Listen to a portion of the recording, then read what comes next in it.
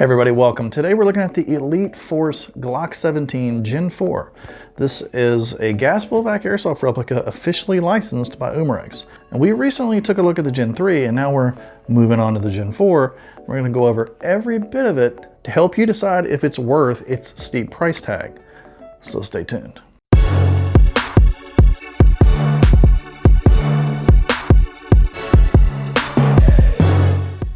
Hey everybody, welcome. So you may have heard some of this before if you've already checked out our Gen 3 review, but in the US airsoft market, there was a while where people were really starting to wonder if we were ever going to get an officially licensed airsoft replica of the Glock pistols. And then just in the last year and a half, we've got the Glock 17 Gen 3, Gen 4, the Glock 19, the Glock 19C, the Glock 18C full auto. Recently was announced the Glock 34. And I've even seen reviews of the Glock 17 Gen 5 in the UK already, so probably just a matter of time before that makes its way over to the US. So right now we've got 5 Glocks to choose from in the US, and very soon we could have 7 officially licensed airsoft Glocks to choose from. You must choose, but choose wisely. Well, today we've chosen the Glock 17 Gen 4, so let's see what's in the box. What's in the box? Alright guys, today we're looking into the box for the Umarex Elite Force officially licensed Glock 17 Gen 4. And this was provided to us by Fox Airsoft, and it retails for $170. And this is the gas blowback version. Alright, let's see what we got. Alright, not a lot to it. This little part right there, there's nothing in there. It's just got the gun itself. Some documentation, got some warranty information, registration, and the manual itself. Got some extra O-rings. Let's have a look at the gun. Just like the Gen 3 that we looked at not too long ago, this one comes to us extremely well lubed, so that slide ought to be good and slippery. There you go, you see all the roll marks on there. Glock 17 Gen 4, made in Austria. And this is the officially licensed version of the Glock Gen 4 17. And the 17 is the full service duty pistol, which got a metal upper and slide and a polymer lower. And you know, we're actually going to do a side-by-side comparison between the Gen 3 and the Gen 4 17 for airsoft. But spoiler alert, there is very little difference, especially internally between these for airsoft. And in fact, they actually became available at basically the same time. Comes with this new, supposedly scientifically designed texture technology for improved grip. But basically, if you look at it, it's just a uniform set of raised squares on the back part, on the side of the pistol grip, and on the indentations, the ergonomic indentations for your fingers, and a slightly larger magazine release. The magazine, of course, is green gas. And the Gen 4 has got all the official Glock stuff on it. You've got your Glock sights, which has got the highlighted white on the back sight with the white dot on the front. Got your official Glock texturing on the frame itself. Got your official Glock trigger safety as well. And the official Glock tactical rail underneath. Serrations on the back of the slide. Real easy to rack back.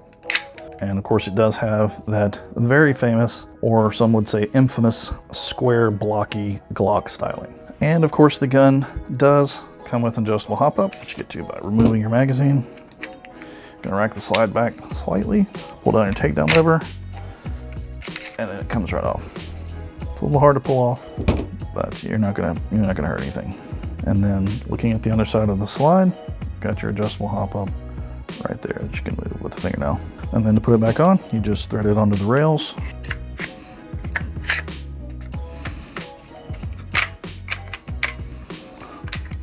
All right,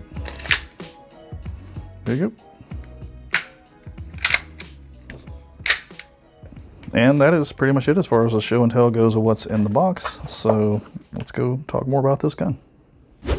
So for those of you who caught our Gen 3 review, again, you may have heard some of this before, but for those of you who haven't, the Glock 17 is Glock's full-size service pistol, and it is their most popular Glock out there with the police in the form of the 40 caliber Glock 22.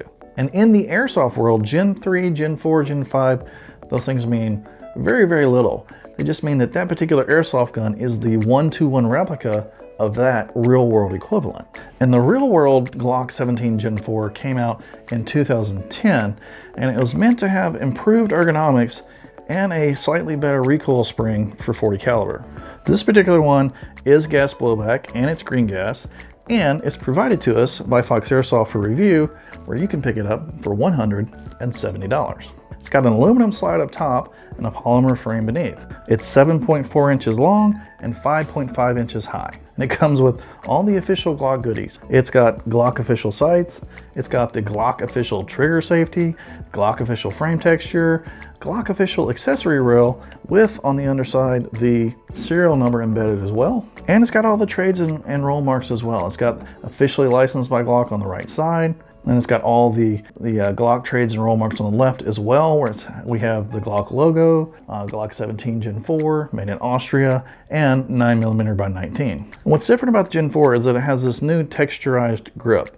So on all four sides, on the flat sides of the pistol grip and on the back strap and on the molded spots to put your fingers, it has what they say is scientifically designed texture technology for improved grip. I say it's little raised squares. It has uniform squares all over the side and the back and the front and the trigger guard. Now the Generation 4 does have a slightly larger mag release than its predecessor, and that mag release is ambidextrous. It can be swapped from left to right. However, you do have to make sure that you have the stock magazine, or if you're using an aftermarket magazine, it has to have these notched cutouts on both sides to enable you to swap the mag release from left to right. Speaking of the magazine, it does hold 23 rounds plus one in the chamber, and on the underneath side, you again have that Glock logo. As we mentioned, it is a green gas magazine. And another change with the Generation 4 in the ergonomics department is that this gun now comes with a backstrap system. Now straight out of the box, it does not come with any additional back straps. It's a little bit narrower than its predecessor, so you do have a bit more of a vertical pistol grip. The gun comes with an adjustable hop up, and it advertises shooting 300 rounds per second with .20 gram BBs. So let's go check out how this gun performs right now. The gun is green gas, so you can expect a drop off with each shot. But unlike other green gas guns we've shot, the fall off from first shot to last shot was pretty small on this gun, only about 15 to 20 feet per second. It's a little bit under what we expected, but it stayed between 260 and 280 feet per second with .20 gram BBs. And although it's a little hard to see here, you can see that every shot from 75 feet hits inside the torso of that splatter burst target, which is pretty good considering we don't have the best pistol aim. Or maybe we're just getting better with all these reviews that we've done.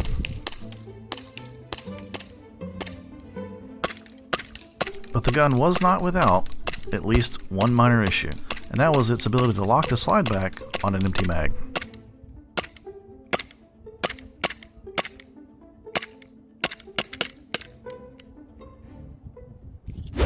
Alright guys, so there you go. Again, just like the Gen 3, the Gen 4, although it advertises 300 feet per second, it's only shooting about 260 to 280 feet per second with .20 gram BBs.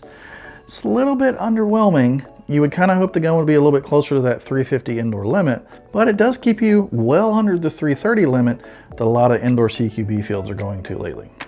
And that slightly anemic FPS really doesn't take anything away from the performance of the gun. It's got smooth cycling, nice accuracy, and good consistent grouping. It's got a nice crisp trigger pull and trigger reset.